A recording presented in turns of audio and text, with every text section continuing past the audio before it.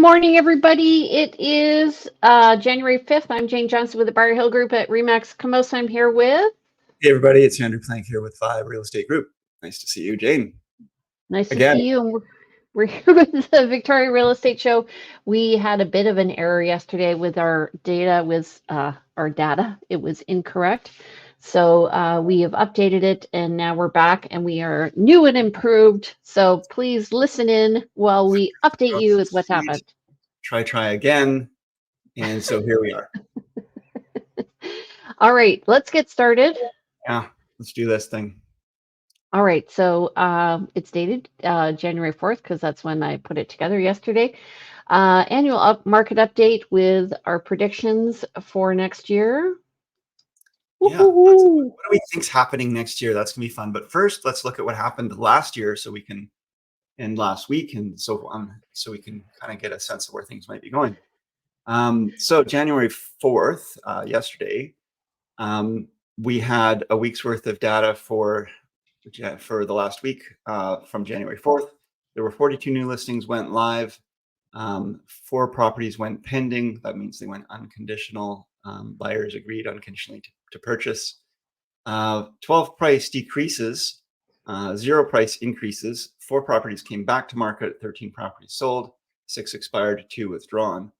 Compare that to the first week of the month of December, and you had 141 new listings go live, 109 properties went pending, 75 properties decreased, 2 properties increased, 7 back on market, 173 sold, 128 expired, and 17 withdrawn. So, Jane, you and I know this answer, but why do you think this huge difference between these 2 months? Well, one of the things we talked about yesterday was the fact that we found that a lot of people were withdrawing listings at the end of the month, or they were going off market. And so there was just less to choose from. Also, there are less, so the inventory is lower at this time of year, but also there are less people looking, a lot of people on vacation. So at the beginning of December, you actually have people who were still hoping to close before Christmas. And then now people are looking to close like February, March. December is kind of the last hurrah before the end, the middle of winter holiday seasons and all that stuff. So people take their properties off market. Realtors get distracted and start doing social events. Buyers and sellers do the same. They don't want to have their property all have to be clean and ready and all that stuff, while they're also trying to get ready for entertaining and for Christmas. So yeah, it gets quiet around this time of year.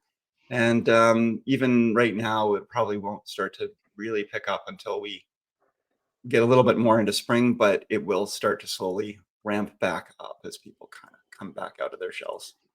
Yeah, so during the holidays, I actually sent the market watch to some people who I have a chat with, and I noticed that there were 150 to 175 listings that just went off market. It's better to leave your home on the market over the holidays. If you've got it on, keep it on there. You're actually going to get a real bump up in viewings. We had quite a few viewings in one of our listings this week, and it looks like we're actually probably going to get an offer on it. So yeah, I do tell my clients, if you don't have your hook in the water, you're not going to catch a fish. If your property is not on the market, people won't be seeing it. And so if there is a buyer out there for it. That being said, I did have a property that expired before Christmas. We took it off market over the holidays. We've just reposted it yesterday. And now we've got 3 showings lined up for today. And so it's nice. Yeah. So it's nice to see that little break also gave it a bit of a reset, and because we'd not been getting the activity we were hoping to see in December. And we've come back on same price. Everything is the same as before, but 3 showings lined up for today, and hopefully that brings some activity and maybe an offer. We'll see. Awesome. Okay, month to date. So in December, at this time, on December 4th, there were 39 net unconditional sales. That's compared to the whole month of December, where there were 329. And month over month, December 23 compared to December 22, we're pretty much even, 329. for this past year and 320 for last year. New listings were already at 383 in January. That's compared to 361 in December Sorry, not of January. 2022. Oh, sorry, in December Yeah. of 2023 compared to December of 2022, which was 361. And overall, our active listings are up at 2,132 in December of 2023 compared to last year, where we were the year before. Yeah. We It's hard. basically gained about 500 listings. It's very over the year. confusing to talk about last year when you're still thinking about last year as if you were in 2023, but we're in 2024, so we can't talk about last year anymore. Very confusing, but we'll get it. Hopefully, you guys can figure out what. Yeah. Let's move on. Okay, but just a month. So from the beginning of the month to the end of the month, we went from 2517 to 2132. We're still up over last year for the month of December. Okay. Okay, so we want to talk about kind of the annual summary and maybe some of our predictions for where things are going.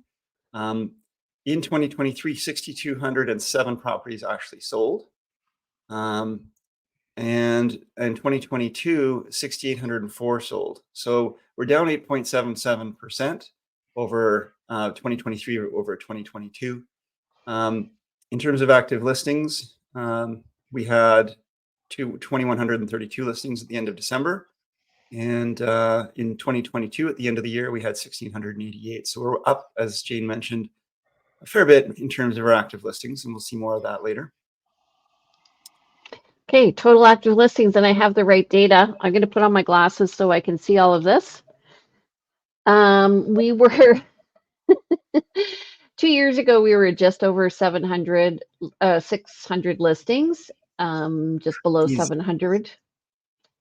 We peaked in August, September, and then we went down to, as we mentioned, just under 1,700 last year. And then we've been steadily increasing.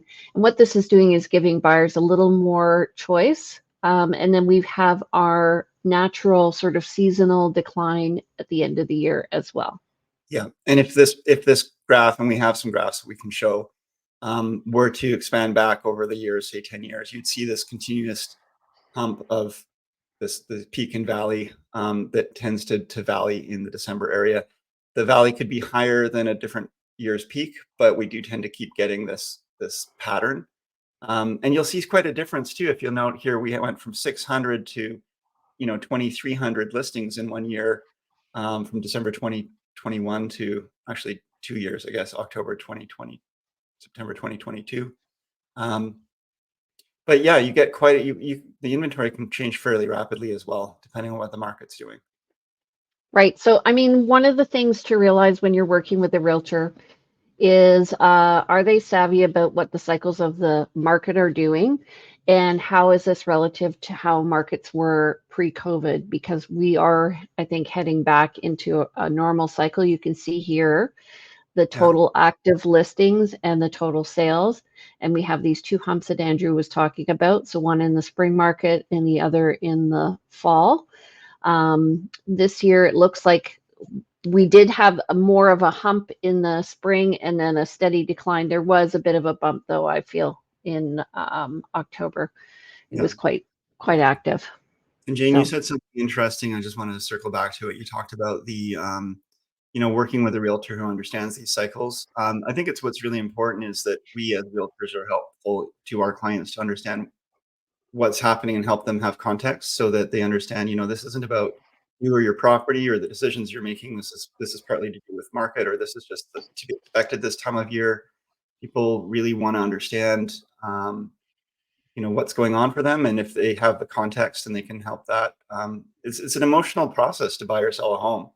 And understanding too that sometimes these things are just part of the whole, if you understand where you fit into the whole picture, it can be helpful to you to feel better about what's going on there. And I just want to point out here, like you can see the May is when we're seeing the peak in the spring market, and then September is when we're seeing the peak in the fall market. And so this relates, if you're a buyer, you really want to be purchasing during this time. And you can see the list to sale ratio there is quite wide. So you have a good chance of getting a nice property at that time. Lots of choice and not as much competition. When I'm working with buyers in the summer, I'm always coaching them and letting them know, you're not seeing much right now. There's not a lot of selection. You will see a bump in September, but don't expect a huge bump. Don't expect that it's going to be, a smorgasbord of properties, but you will definitely have more to see than now.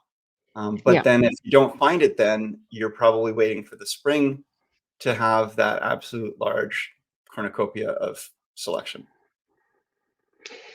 So about 18 months ago, or almost 2 years ago, we had our peak of the market where our list to sale ratio was 120%. I remember we'd put a house on the market and the next day it would be gone.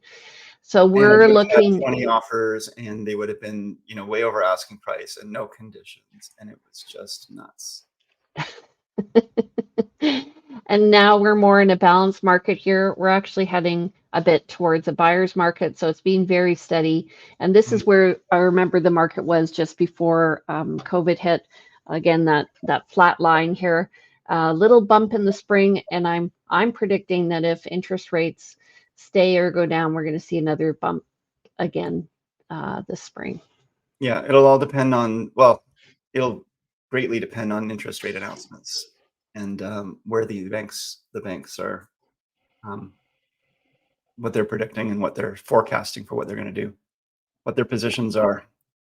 All right, I guess I'll take this one. So, this is showing the average sale price for single family homes over the last couple of years, starting from December 2021. We definitely had, again, sort of a peak in average price around April 2022. And, this is a slide we see over and over again as we kind of just add another month every month that we do this forecast. And you can see that as of July 2023, that was sort of the last peak. And we had kind of a downward trend in the pricing through September, October, November. Bit of a bump here, December 2023, and that kind of aligns. I'd say both in December we have less inventory, so sometimes there's more. The averages can get kind of skewed, and there's more competition, as Jean said. But we also had more of an indication that the Bank of Canada is going to be a little more. They're going to ease on the rate increases, and we may not have those rate increases anymore. So I think that brings a little bit more confidence back to the market. And might help explain why we see a bit of a bump. One month's trend isn't a trend, but it's nice to see a change in that downward trend for sure. I just want to say it's interesting because we were commenting on this in December, but it's interesting to see that what we're perceiving is actually happening, that there was a bump in the prices. Yeah. Okay. Condos haven't done so well though. They've been actually pretty steady over the past 2 years. So 2 years ago, we were around 650. A year ago, we went down to 550 and we're back there. They had a bit of a bump in the spring. That's pretty normal because to me, there's two times that the condo market really takes off in Victoria, and that's in the spring market with the resales happening around UVic, people leaving, and then in the fall market with people coming back around UVic. And Saanich is our biggest area for real estate in terms of volume of sales. The condo market's a bit of a different one. It took a hit during COVID, made it bounce back. It's made a bit of a bounce back in one sense. I think people have been flowing back to choosing condos again. But the price points, just condo living itself, I think maybe there's also, we've got to talk about new construction, and the developers tend to do a lot of new construction in the condo area. There's been talk of missing middle and so on, but we just don't see the same kind of numbers of single family homes or townhouse construction that we see for condos. So there's the supply demand ratio tends to be that there's a lot more condos out there. And there's also in condos, this is looking at 1 and 2 bedroom as well as den. So there's a variety of fit and finish as well as size of condos for sale. So like a 1970s condo can be 1,200 square feet, but it not well finished. And comparing that price wise, for the same price, you can get a 1 bedroom modern condo, and you have completely different amenities. Like it's very different experience. 600 square feet instead of Yeah. 1,200 square feet. So there's a lot of difference in price point. Townhouses, Okay, we follow around a lot. Go ahead, Jane.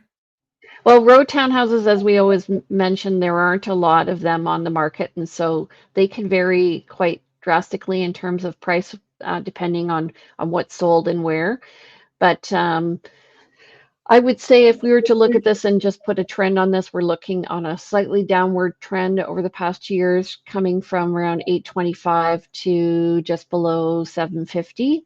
So that's good. It's a great way to increase density in Greater Victoria and create community. I really like townhouses. Yeah, Myself. and we definitely see, in the last 2 months, quite a downward plunge, but that doesn't mean it continues. I would say, going back, we just looked at townhouses, condos, and single-family homes. Townhouses and condos show downward. Single-family homes show a bit of an upward in the last month. I think partly because we are in a slower market, we're more in a buyer's market, and buyers are taking their time. There's not the panic to buy something, anything. Let's just get ourselves a home. So I think all things being equal, if you can afford it, and definitely affordability is also, I think, a little bit better than it was.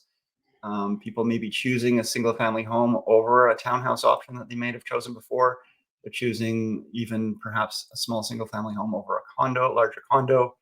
And that might be what we're seeing as sort of a trend towards, because the affordability might just be more there. The slower market might be there.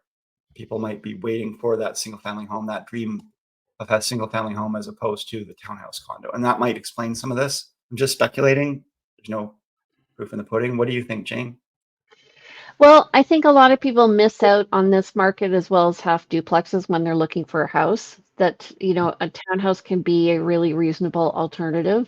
The question for affordability has to do with the strata fees that are due in a from a townhome. Yeah. Yeah, so I think, as I said, like the variety and quality tends to vary a lot. So what you're looking for, where you're looking is important. But I would say keep your options open. And if you're looking for a single family home, ask your realtor to expand your search to duplexes as well as townhomes so you get everything in your price range. Yeah, they all have their pros and cons, and it's important to look at all the options. Sometimes something comes up I've seen a lot of single townhouses that are almost like a single family home. They're detached. Um, they, they have a configuration like a single family home. And you're paying strata fees, but you would be paying for a new roof and all your upkeep in a home anyway. So there's always money to go be put aside. So, okay, let's move on. We do want to get to our predictions and thoughts for the next year and share some other unusual data that we usually do. Yes, Jane, you can take this one. Okay. I'm just going to do very broad. So in Greater Victoria, the units sold were up 6.2% year over year to 155. The average was up 2.1% to 1.285 million. And the median was at 1,072,500, which is interesting. And this is, I'm just going to stick with that data for now. Condos were up 14.9% in units sold to 108. The average was 556. This is up 1.2% year over year. And the median was also up to 525. That's up 2.9%. Row townhouses, 39 sold. That's down 4.9% year over year. And the average price was 734,000. That is down 2% year over year, and the median was 712,500, which is down 1.75%. I always find it interesting to look at average and median because it tells you the trends. And that's enough with that slide. Okay, next one, greater. This is also one of my other favorite ones. We're looking at benchmark price. So this is looking at an ideal home. It's not an exact home, but the benchmark price for Greater Victoria was 1,134,000 for December 2023, and that is 1.1% over last month down and up 2.5% in a change year over year. In the core, the benchmark price was 1.268 million. This is down 1.4% from last month, but up 2.5% from last year. So looking very steady. And West Shore, we were, whoa, what a deal. 1,003,000. This is down 2.6% from last month and up 0.6%. So pretty steady year over year. And Peninsula, the benchmark price is 1.23 million. This is up 0.4% year over year and last month and up 5.5% year over year. I know that there's a lot more high-end listings coming up in the peninsula, specifically in North Saanich. Condos benchmark price was 563,000. That's 2.1% down from last month and down 0.4% year over year. So pretty steady in Greater Victoria. In the core, they were at 562,000. That's down 2.7% from last month and down 0.7%. So pretty steady year over year. In the West Shore, benchmark price of 531 for condos. That is down 0.7% from last month and down 1.1%. And I have to say there are a lot of newer condos coming up. So this is interesting to me. Peninsula, the condos are at 646. Again, higher end condos coming up in the peninsula, specifically in Sydney. That's up 0.1% month over month and up 3.8% from last year. And then townhouses, 768,000. The reason why we read this is because people listen to this, folks. No change from last year and up 1.4% from the last month. Core was 834,000 for townhouses. This is 0.6% down from last month and up 1.3% from last year. And the West Shore, 688,000. So if you're looking for a townhouse, go to the West Shore. That's up 0.1% month over month, but down 1% year over year. And in the peninsula, the benchmark price for a townhome was 783,000. That's up 1.9% from last month and up 7.8% from last year. So there you go. Okay. And I have been showing those, and I will tell you that it's a bit of a rough market for the peninsula in terms of townhouses. There are, a lot of seniors, but what they're building are multi-level. Yeah, so it's ridiculous.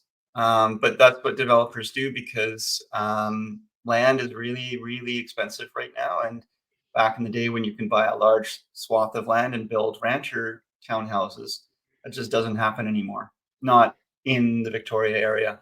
You have to go much further afield. But there are options out there if you are a senior looking for a rancher townhouse, which is a great configuration for someone who is looking for a retirement home. But some of them are a little further afield.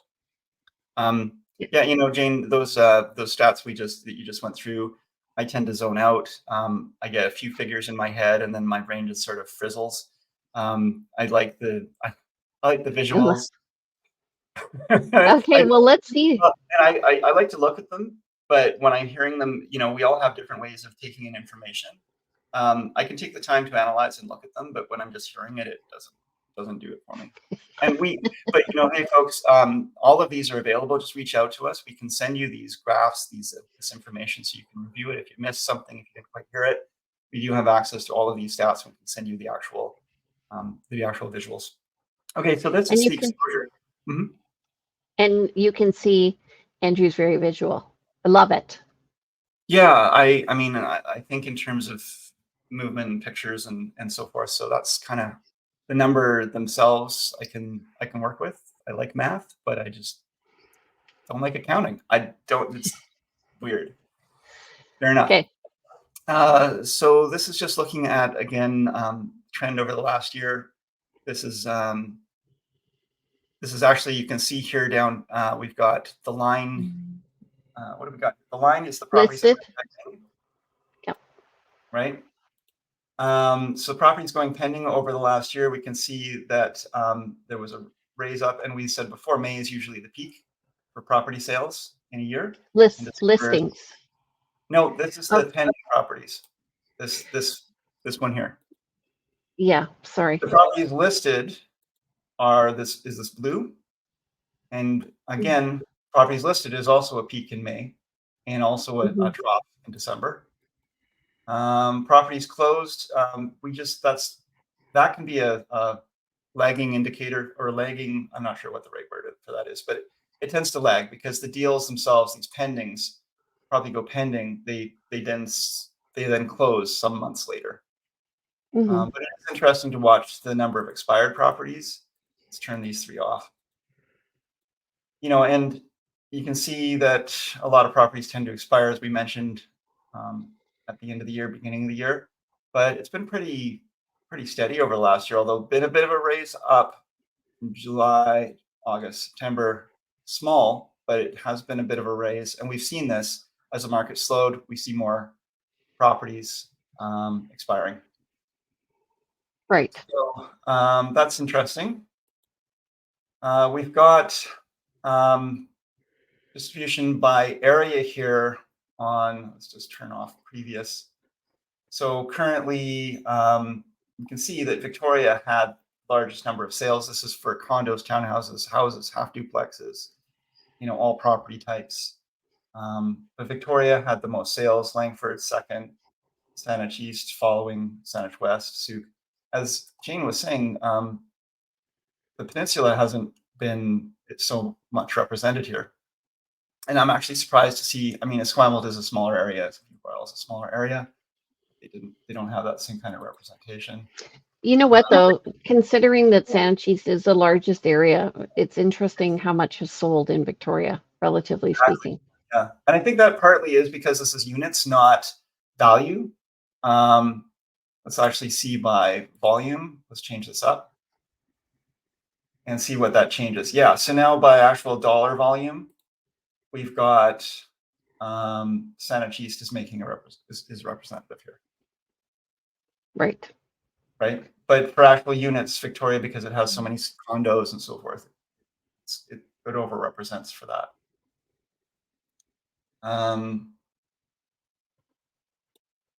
What we got here, market evolution. So again, this is that is for the volume of sales. Yeah. Okay. Yeah. Because we're seeing billions of dollars there. That's right. Or multi-millions of dollars. Okay. Yeah. So that's volume sales, previous year, this current year, versus the previous. And you can see that we, again, sort of on a downward scale there. This goes back to 2009. And this shows the median price for sold versus asked. And you can see that been a fairly steady, staying around 98%. We had a bump up in 2016, 2017, bit back down to sort of that staying around the 98% range, get a bump up, and then that real peak we talk about in 2022. But just want to say, like, it was interesting because I remember just keep that graph, as we were going through COVID, you and I were talking about how the market would go steady and then it would jump up and then go steady. So this is very interesting to me. And then when it went crazy at that list to sale ratio of 120%, that's when we're seeing that huge bump there. Yeah, and I like median. Average is nice to see, but median shows you kind of where the middle range is. Average just takes the average. We can talk about days on market as well, and you can see again quite a annual, quite an annual trend here, where the days on market sort of really drop once you get back into the new year again. And every December, the days on market just drops again. But yeah, we can see here that, given where we have been in the past, we're not anywhere outside of the scale that we normally see. Like, it's not like I do feel like we're in a fairly standard market right now. Can you take it to average days on market? Yeah. So the average days on market as opposed to the median. There you go. So we are seeing a bit of a trend upward at the end of the year. Yeah. Interesting. Currently, 53 days on market was the average in December 2023. We had back in January 2014, 84 days on market was the average. I can't go back to 08, where we would have probably seen some pretty high numbers as well. And then some, again, this is the opposite of the other graphs where they were high because they were sales, but this is days on market, so it's low. Back at the peak of the market, when it's a peak of the market, this graph is low. When it's a slowing market, it's high. Right. So that says to me we're going to be moving more into a buyer market. Logically, depending on, I think if interest rates stay the same, it'll remain steady. But if interest rates go down, I think we'll see a bump down in days on market. Yeah. This graph I found interesting. What's interesting to me on this one, and this is more tool, and Jean likes this tool. She's I think she's going to start using this. This tool is, and if there's realtors watching, this is through Exposure, which is an alternate to the matrix system that a lot of realtors use. But it does have this, interface, the program that they call Exposure. But this shows the price distribution of sales in the last year.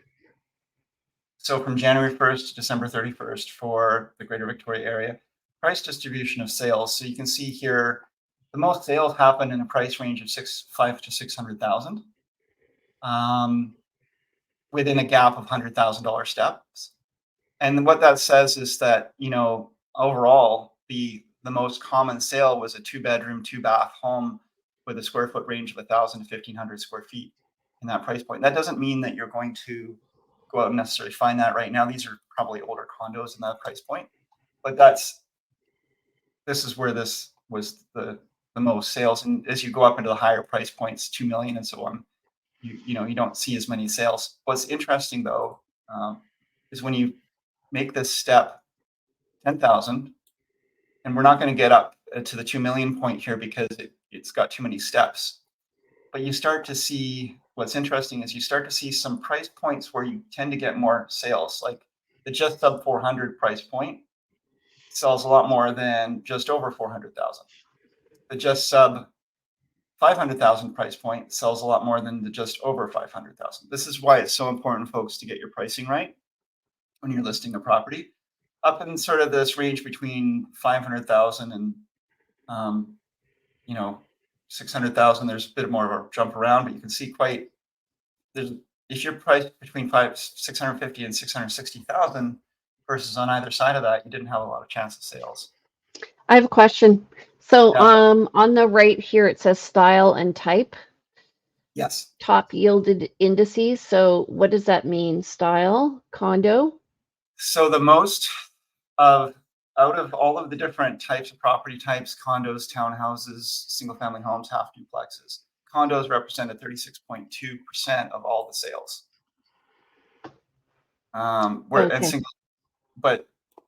So style and type. Yeah, that's a good question because we've got single family detached as type as well.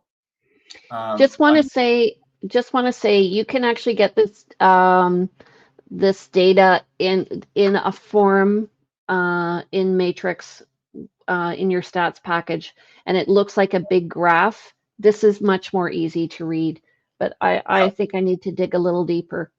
And what's confusing, and that was a great question about style versus type. Hi Meredith, Happy New Year. We usually think of single-family detached homes as a type or style. As a condo, they fall into the same category, but somehow this system has split them up. So I'm not too sure what that is. But we can also say, and I found the same with city versus area versus postal code. But city 24%, so 24.7% it's Victoria. Area though, for some reason, Victoria is 21.3%. So I don't understand how they have chosen these numbers, but property type residential, of course, 100%, because this is only pulling from residential, not commercial.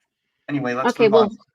The point here was price is so sensitive. So for example, here, just under $1 million, there's a lot more sales.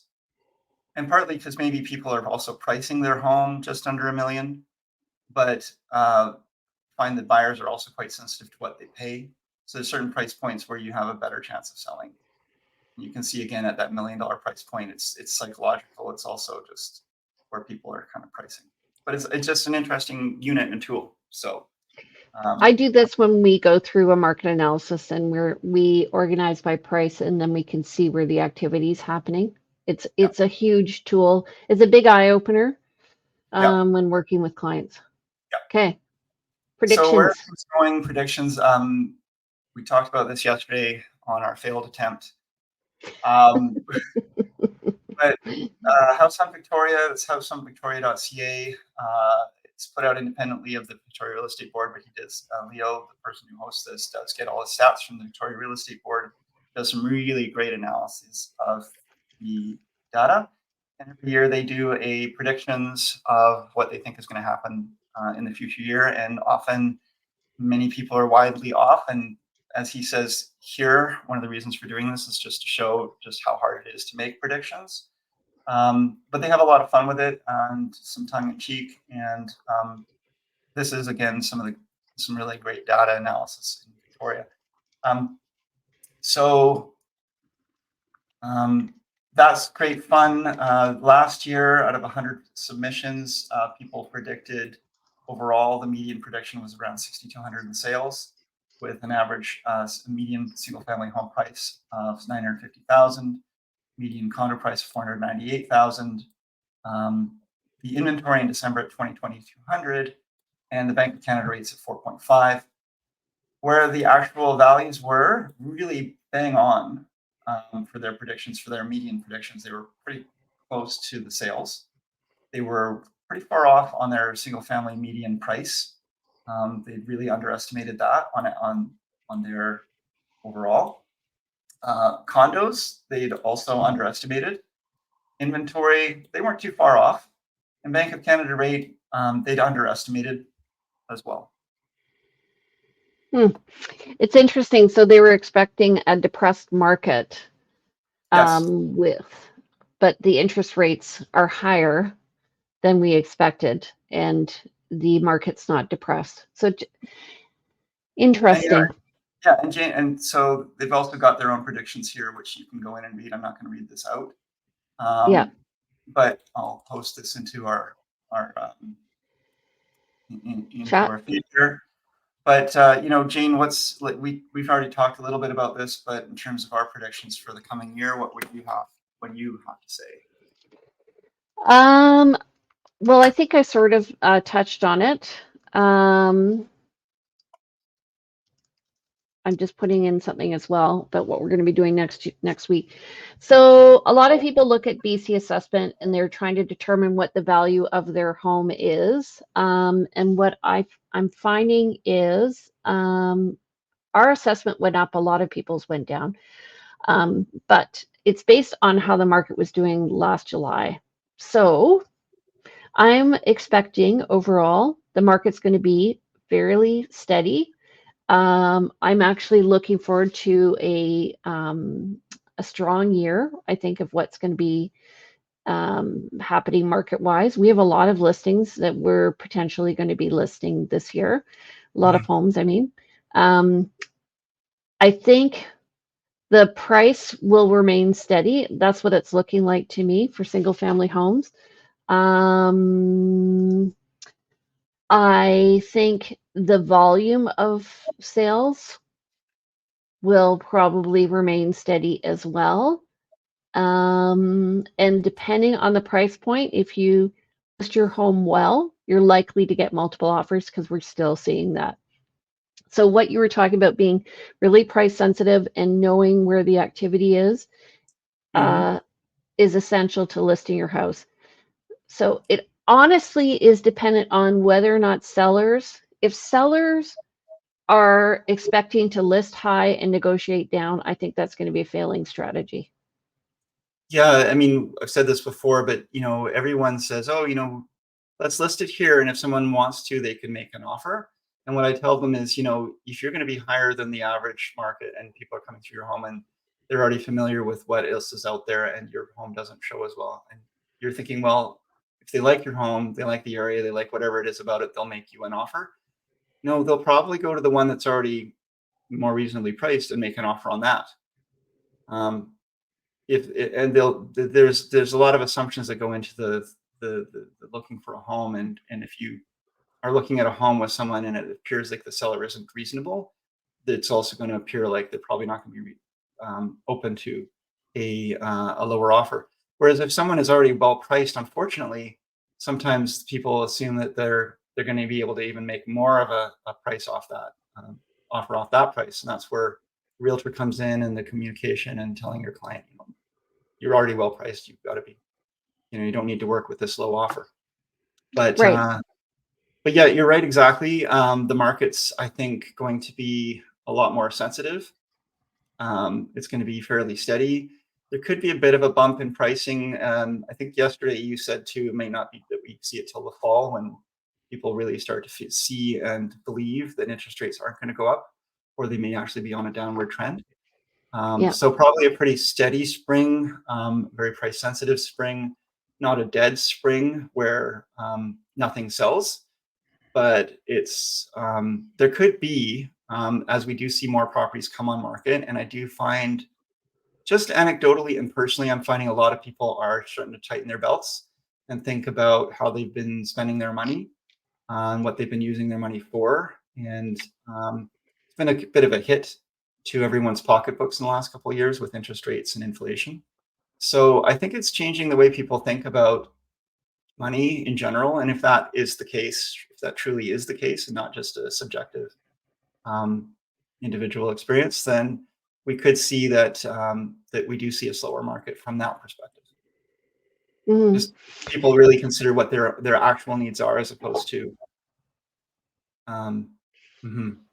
I was going to say there's been a reckoning this whole past few years with people who have had variable rates, but those who have had fixed rates, there will be a new reckoning happening for them this coming year as they start to renew their mortgages. So, Yeah, they've been insulated the, from it, but they've been waiting for that hammer to fall. I'm on variable, and that hammer is, been banging repeatedly. it happened. Yeah, it's Yeah. already there. Um, but it does make you look at what you've been spending on and what your priorities are and so forth. So I just think I think it's causing people to pause and think more seriously. And again, gone are the days where people were just feeding frenzy gold rush buying because if they didn't buy now, they wouldn't be able to afford tomorrow. Now people are tightening belt, putting money away, saving, considering, and making more analyzed, more thoughtful decisions. Is what I also think that,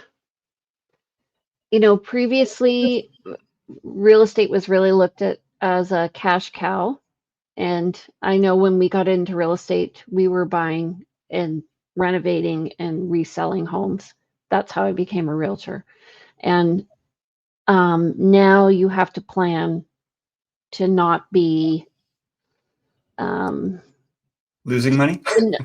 well, you have to plan, like, I always tell my clients, if you're going to buy a house with a suite and you get the suite is bonus. You should be Hmm. able to afford your house without a rent so that you can pay down the principal with the mortgage, Mhm. with the rental income. And that way you're going to end up ahead. If you buy a house with a suite and you just barely qualify with the suite and everything, those people are going to be the ones who are going to be literally sucking gas, I think, right now, because they won't have that flexibility. They'll be like this right now. Yeah, trying to scramble. That is why the bank did institute the stress test for buyers, and you had to qualify at a higher rate and still do. But it's even with that buffer put into place, people are still going to be scrambling. So yeah, that's true.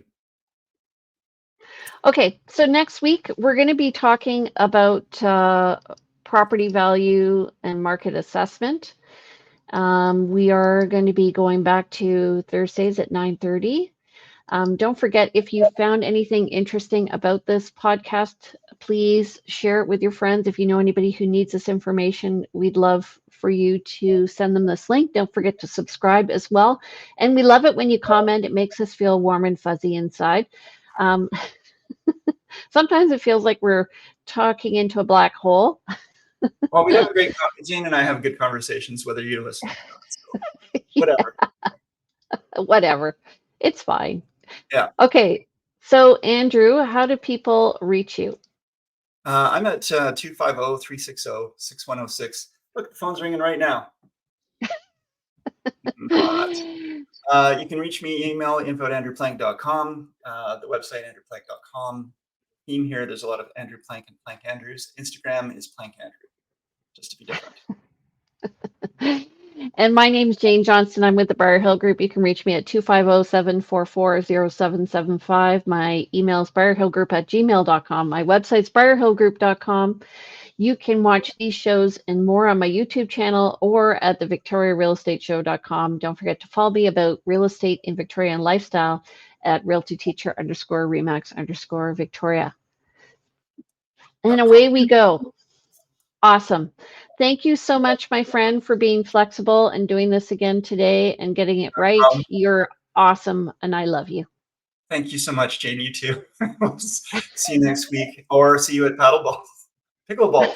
Pickleball. Okay. Take care, you guys. Have a great week. Bye. Bye.